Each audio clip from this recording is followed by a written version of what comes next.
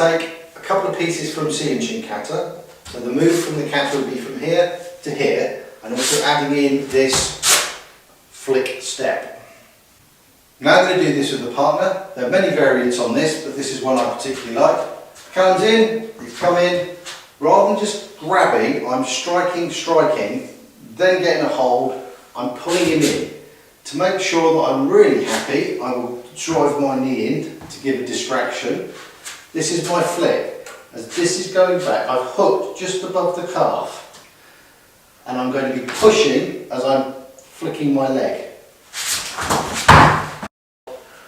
My left arm is going to snake around his elbow and hyperextend it. I'll be either striking, pressing, I'm worried about this. I take my right hand and grab my left wrist. I've made a fist, so I've got a secure grip. My forearm is going to roll up against his elbow, and what I'm aiming to do is to pull that into my sternum.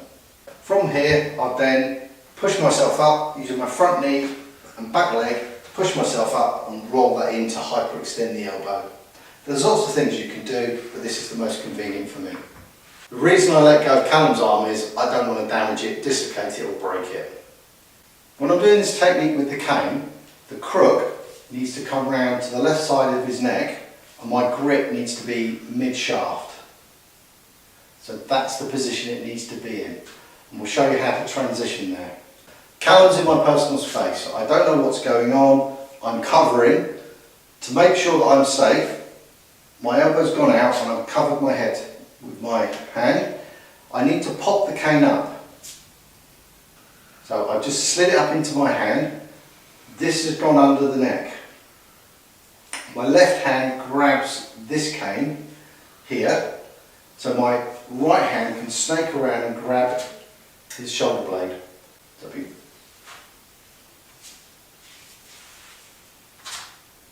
from here, I'm going to pull the cane towards my hand and drive my hand towards the cane. But you must grip onto the shoulder blade. I'm going to be very gentle on this. My forearm is acting as a nice piece of leverage for the cane. Drive your elbow into the sternum so you can step past, and at this point you're going to pull with the cane, push with your elbow and hack with the leg, and I'm going to do this very, very slowly.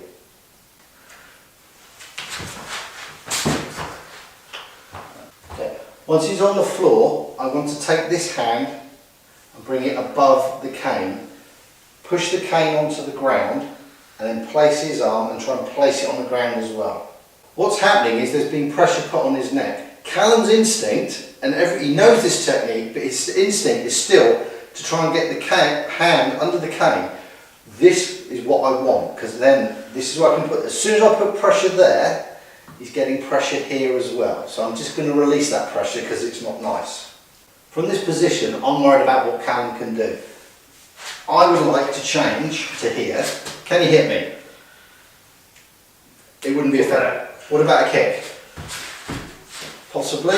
So I'd be worried about the kick. So to negate that kick, what I want him from there is stand on his hand for safety. Normally I'd stand on his forearm, and if he moves or I see him move, I'll just put pressure, then he gets the choke out.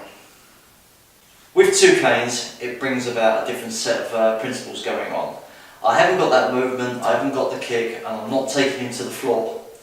So again, the pop-up's going to happen, but I'm using this as a full intercept.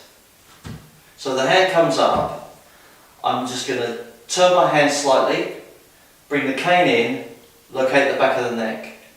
My hand's going to slide down, but I'm going towards him at the same time, so I'm coming under his elbow. And then all I'm doing is lifting. Very slow, very gentle. How did it feel, Chris? It felt really uncomfortable, especially because the horn went straight into my armpit, into heart one as well. Nice. So again, the crook was out, it's popped up, cross check. This again is an attack in itself. Nice punch because it will oscillate through.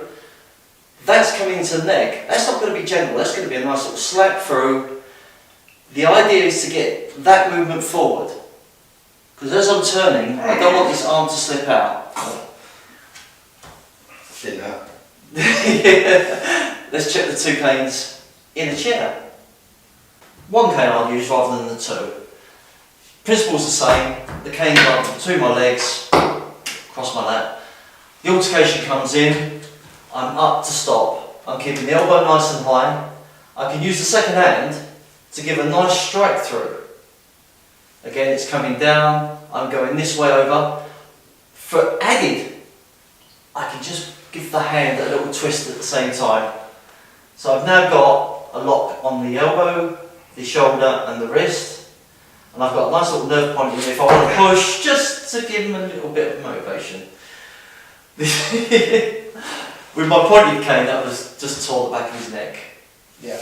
He was being nice and he didn't actually lock it off on the back of my neck, so it slipped off. If I'd used the cross choke with it, once I've got this through here, and I've got to this bit, and I decided to come up with the scissor, I've then got a different control. I can actually bring him in closer, and then start elbowing it into some nice little places that I know he's really not going to like. I've had an idea. I'm walking with 2 canes, but I'm nicely fully mobile, and I'm going to just adapt the technique slightly on Paul Callum here. Again, popped up, I've struck the neck, I've locked off that arm, but this time I'm hooking the knee. I'm going to pull and pull at the same time. And because we like Callum, I'm going to stop there, but the actual motion from there will be a nice big hungar motion like that. Right, you know what to do by now. Do the what's it down now. Yeah, smash that, hit that, free that.